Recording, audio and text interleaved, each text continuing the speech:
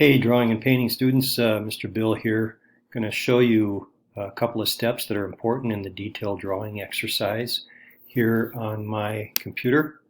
Of course, your iPad will work a little bit differently, but it's pretty close. It's pretty close. So an important thing about this exercise is having a good photo that has detail of a natural object.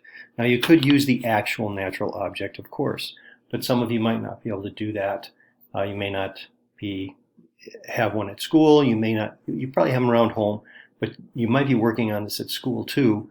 So you need the ability to do what I'm about to show you.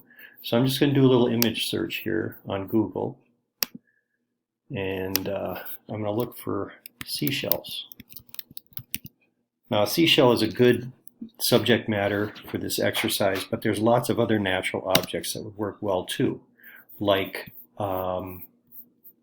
leaves, flowers, any kind of an object that has a lot of interior texture, like this here. You know, these lines that are on inside the object, and these textural lines, the layers of color that show up. These are actual edges here that can be interpreted in a drawing. So this exercise depends on an image like that. So let's say I'm interested in this one. I'll save it to my desktop, and you would save it to your camera roll. I could save it to my photos, I guess. And I'll just put shell 1. Oh, it says it's a web. So I can't use that one unless, nope, I'm going to skip this one, because it's a web-based image. I won't be able to pull that one up. I'm just going to change this to singular rather than plural, and then I'll just get individual shells more likely. There we go. Like this one might be good. And I'll put it on my desktop. Shell 1. I'm going to get a couple more though while I'm at it. I might edit ahead for you guys, so you don't have to watch this boring exercise. I'm just going to grab a couple more, and then I'll come back. Okay, so I picked out 3 different seashells, and I've got them on my desktop right here. These would be in your camera roll, and it's a little bit easier to edit them in your camera roll than what I'm about to do. But I'm just going to open this image, and I'll pull it over like this. You can see a little bit more. I'm going to zoom out on it. Maybe I'll have it fill the screen so it's, oops, that's not what I meant to do. That's what I meant to do. Well, no, I'm not going to do that. I'm going to keep it just like this. Then the cropping tool on the camera roll on a laptop like this works this way. So I can take a section of this image and kind of zoom in on it. So what you want is a square. You want to zoom in on a square that shows you a fair amount of detail. So I'm going to make this as much a square as I can. I think I actually had a selection there where I could have selected a square, but I think I can get it pretty square. I'm just going to move it around. I don't want the whole shell. I just want a section of it like that, kind of touching the edges, and then I'll crop it, and that's what I want. Okay, now that is shell 2. I'll say that. That one might work. I'm going to skip shell 1. I don't think I want to do that one. I want to try this one though.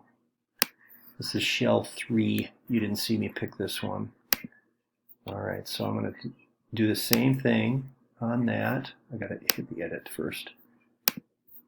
Okay.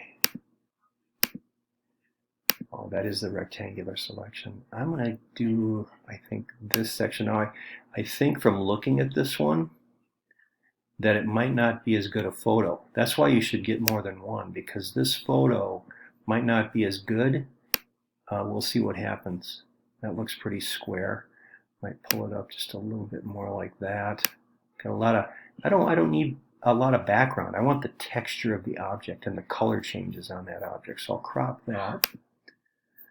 Okay, and now they're on my desktop. So this particular image is what I'm going to base my drawing on.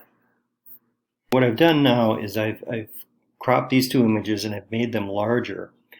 Both could work. The one on the left, the resolution of the photo is just a little bit better than the one on the right, but I could probably do either one. But the thing I want to look for is that I have 3 layers of shape: primary, secondary, tertiary. And if I count not just the texture of the object, but the color, and the color changes because those have shapes too, like this little brown area right here, then I have plenty of primary, secondary, and tertiary shapes. So the primary shape of this shell is this outside shape right here, and then these are secondary shapes, this white to the tan to the white, and then to this brown area here, and then back to the white.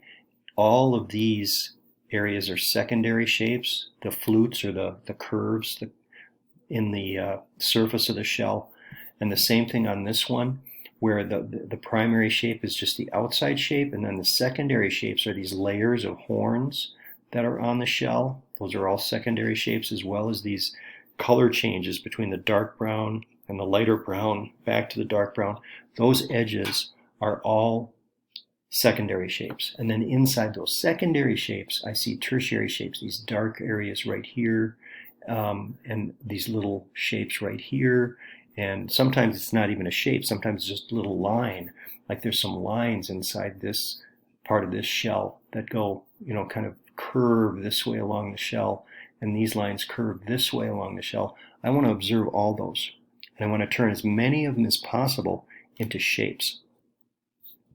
You'll probably hear me say this a lot throughout this exercise of drawing these layers of shape and detail. But the primary shapes are the main shapes. The secondary shapes are inside the primary shapes. They're the next biggest shapes inside the primary shapes. And the tertiary shapes are inside the secondary shapes. So those are and there's probably more layers than that, but that's a good way to think about it. And interpreting objects like these into shapes really helps you with drawing, and it helps you with painting, because when you paint, you have to turn areas like this into colors. So it helps you to be able to interpret these shapes the way that you see them, find their edges, so that when you paint them, you can make those same differentiations.